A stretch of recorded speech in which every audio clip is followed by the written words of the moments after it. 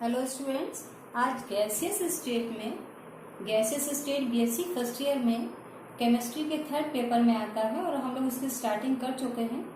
आज इस लेक्चर में हम लोग पार्शियल प्रेशर पढ़ेंगे, Dalton's law of partial pressure, और इसको कंटिन्यू करेंगे। इसके न्यूमेरिकल्स भी लगाएंगे, इसका डेरिवेशन भी देखेंगे। अभी तक आप लोग पढ़ चुके हैं बॉयल्स लॉ, चार्ल्स लॉ और गैस प्रेशर लॉ, जिसमें कि वॉल्यूम कांस्टेंट रखते हैं। ये तीनों लॉ पढ़ने के बाद आज हम लोग डाल्टन्स लॉ पढ़ेंगे। तो चलिए हेडिंग लगाते हैं।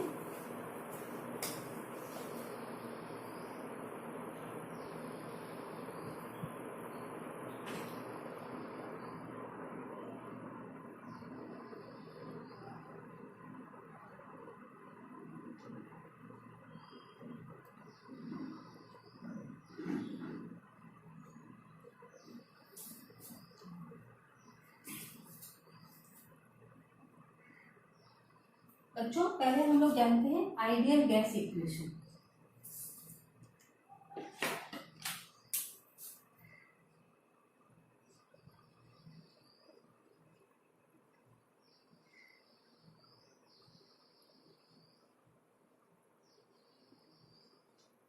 Ideal gas equation. Ideal gas equation is the combination of Boyle's law, Charles law और गैस प्रेशर गैस लॉ। ये तीनों लॉ को मिला के जो है आइडियल गैस इक्वेशन बनती है। तो चलिए देखते हैं आइडियल गैस इक्वेशन क्या है। आइडियल गैस इक्वेशन वैसे तो वेल नोन इक्वेशन है और आप लोग जानते हैं PV is equal to NRT आता है ना। जहां पर P आपका प्रेशर है, V आपका वॉल्यूम है, N नंबर ऑफ मोल्स है, R गैस कांस्टेंट है, T टेम्परेचर है। हम लोगों ने बॉयल्स लॉ में बच्चों देखा था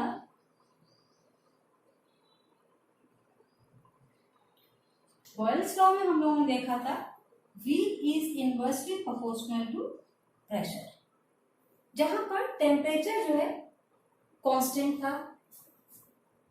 गिवन मास पर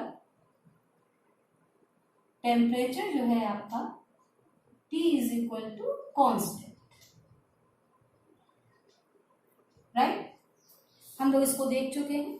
फिर हम लोगों ने पढ़ा चार्ल्स लॉ।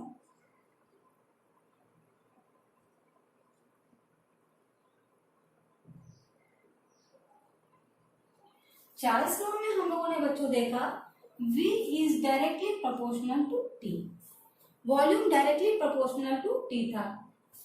गिवन मास पर जो मास दिया गया था गैस का, उस पे P हम लोगों ने कांस्टेंट रखा था।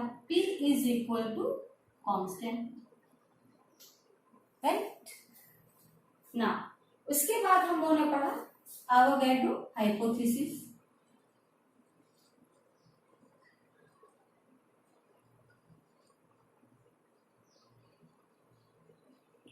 और यहां पर हम लोगों ने देखा V is directly proportional to N। V is directly proportional to N when P and T are constant. When P and T are constant,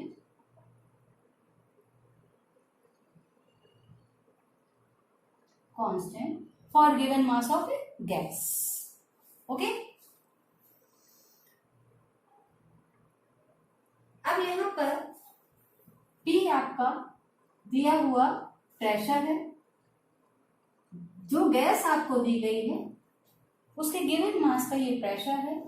V volume है, N नंबर ऑफ मोल्स है,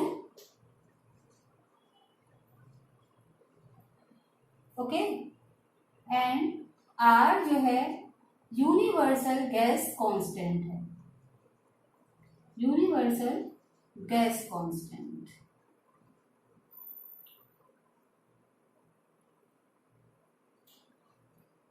एंड T बच्चों absolute temperature है। Absolute इसलिए बोल रहे हैं क्योंकि हम इसे केल्विन में लेते हैं। केल्विन में जो टेम्परेचर लिया जाता है उसको एब्सोल्यूट टेम्परेचर बोलते हैं।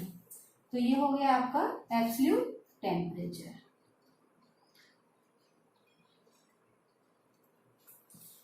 Now you got the point कि हम लोगों ने ये तीनों जो लॉ हैं, अगर इनको हम मिला दें तो क्या आता है, V is inversely proportional to pressure and directly proportional to n NT, यही आ रहा है ना। तो इधर हम क्या करें, P को इधर ले आए, PV is proportional to NT। Proportionality के साइन को हटाने के लिए PV is equal to nRT। R यहाँ पर क्या है, यूनिवर्सल गैस कांस्टेंट है। तो ये फॉर्मूला आपको मिल गया जिसको हम लोग बोलते हैं आइडियल गैस इक्वेशन। अब जब ये इक्वेशन मिल गई तो हमको इनको सेपरेटली यूज करने की जरूरत नहीं पड़ती है। अब जो भी न्यूमेरिकल करेंगे उसमें ये डायरेक्टली ये फॉर्मूला अप्लाई करेंगे और वैल्यू निकाल लेंगे। क्लियर? तो ये है आपकी आइडियल गैस इक्वेशन।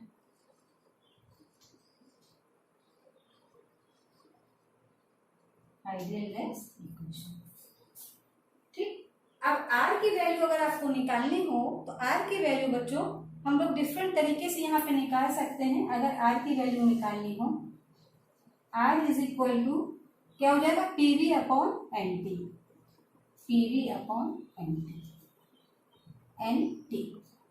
वैसे अगर आप देखिए तो R की वैल्यू क्या होती है, 0.0821 एटमॉस्फेरिक लीटर होती है, जो हम लोग लिखते हैं।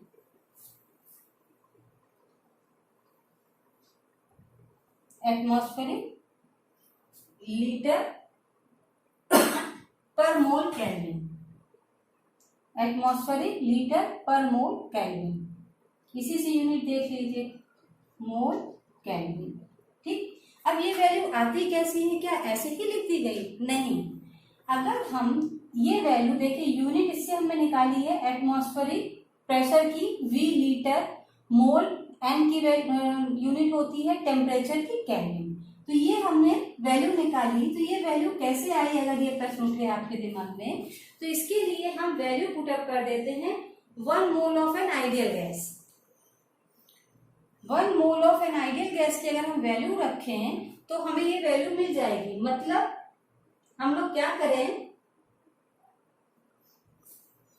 यहां पर रखें 1 एटमॉस्फेरिक प्रेशर रखें, V को 22.4 रखें, N की वैल्यू हम लोग कितना लिया है, हम लोगों ने 1 मोल लिया है तो 1 रखें, और यहां पर इसको 273 रखें। तो अगर हम कैलकुलेट करें तो यही वैल्यू हमको प्राप्त होती है, क्योंकि हमें ये पता है, क्योंकि हमको ये पता है, क्या पता है हमको, 1 mole of an ideal gas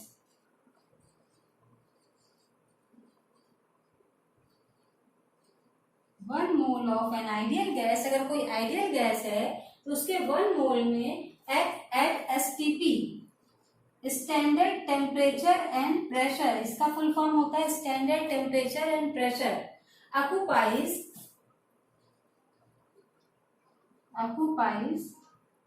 volume 22.4 litre, ठीक है, और T 273 केल्विन। अगर डिग्री सेंटीग्रेड में है तो केल्विन में चेंज कर लेंगे, और प्रेशर आपका 1 एटमॉस्फेरिक प्रेशर। अगर हम इनको सॉल्व करें तो हमको ये वैल्यू प्राप्त होती है। क्लियर हो गया? अब R की वैल्यू अगर हमें और रखनी हो, ये इतना इसको रब कर देती हूं।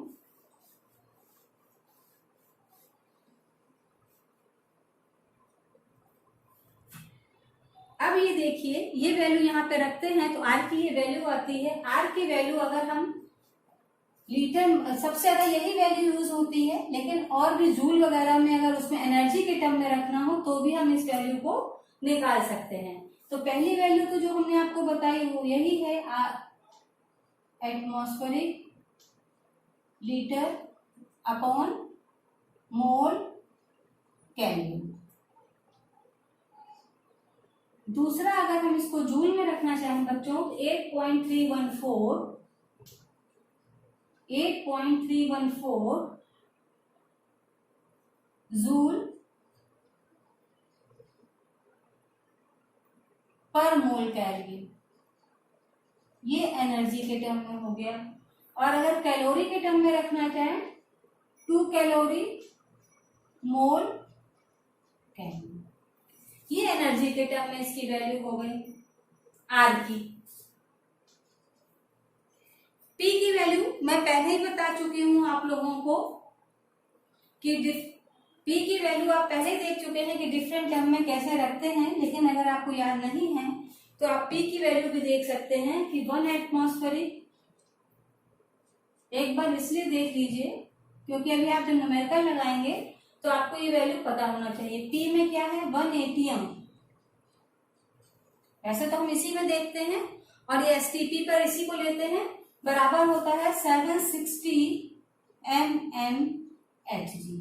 अभी जितने भी न्यूमेरिकल लगाएंगे नॉर्मली यही वैल्यू आती है, नॉर्मली इसी वैल्यू का यूज हम लोग करते हैं। दूसरा क्या है is equal to 1.01325 into 10⁵ pascal. Pascal को पीए भी लिख सकते हैं बच्चों, ठीक है। दूसरा है 760 टॉर, 760 टॉर। बहुत कम इसका यूज होता है न्यूमेरिकल में, नॉर्मली आपको 760 mmHg ही देते हैं या 1 एटमॉस्फेरिक लिख देते हैं। लेकिन क्योंकि ऑब्जेक्टिव पेपर में हो सकता है वैल्यू पूछ लें तो आपको पता होनी चाहिए बार में लिखना है 1.0132 बार। और नेक्स्ट है 76 सेंटीमीटर Hg। तो ये पी की वैल्यू हो गई। एक दूसरे में कैसे कन्वर्ट करेंगे इसके बारे में मैंने आपको बता दिया। अच्छा, वी के लिए क्या है ये बिगाड़ दूं।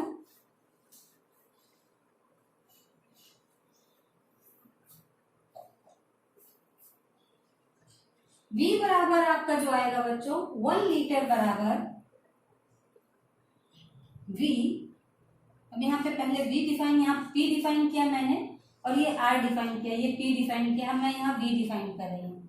यहाँ वी में क्या है 1 लीटर, लीटर को ऐसे करते हैं बराबर 1000 centimetre cube, 1000 centimetre cube. 1 litre बराबर 1000 सेंटीमीटर क्यूब बराबर 1000 ml, 1000 ml क्यूब ml, और 1 डेसीमीटर क्यूब, ठीक, इज इक्वल टू 10⁻³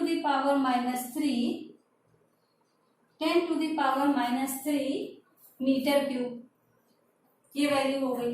क्यों? क्योंकि 1 मीटर क्यूब बराबर होता है, 1 मीटर क्यूब बराबर क्या होता है बच्चों 1000 लीटर। तो ये V की वैल्यू हो गई आपकी। तो इस प्रकार R, P, V हमें क्या रखना है, T आपका एब्सोल्यूट टेम्परेचर होता है, T और देख लीजिए क्योंकि PV is equal to nRT जो आपका फॉर्मूला उसमें यही वैल्यू आती है, PV is equal to nRT। तो ये nRT में ये P की वैल्यू कैसे लेंगे, इसकी यूनिट क्या लेंगे, V की क्या लेंगे, हमने चर्चा कर ली। R यूनिवर्सल गैस कांस्टेंट इसकी देख लिया, N देख लिया, T और देख लीजिए। T एब्सोल्यूट टेम्परेचर मैंने बोला है लेते हैं, एब्सोल्यूट टेम्परेचर, ठीक है ना। तो जब ये एब्सोल्यूट टेम्परेचर ले रहे हैं तो हम इसको अगर केल्विन में चेंज करेंगे तो 0 डिग्री में अगर कोई टेम्परेचर दिया होगा प्लस उसको 273 कर देंगे। सेंटीग्रेड में जो भी दिया गया है उसको प्लस 273 करके हम उसको केल्विन में चेंज कर देंगे, तब वैल्यू को यहाँ पर रखेंगे। इस प्रकार से इस आइडियल गैस इक्वेशन का हम लोग प्रयोग करते हैं। और जब इस पर आधारित न्यूमेरिकल करेंगे, अभी आगे बहुत सारा न्यूमेरिकल करेंगे तो आपको और ये क्लियर हो जाएगा।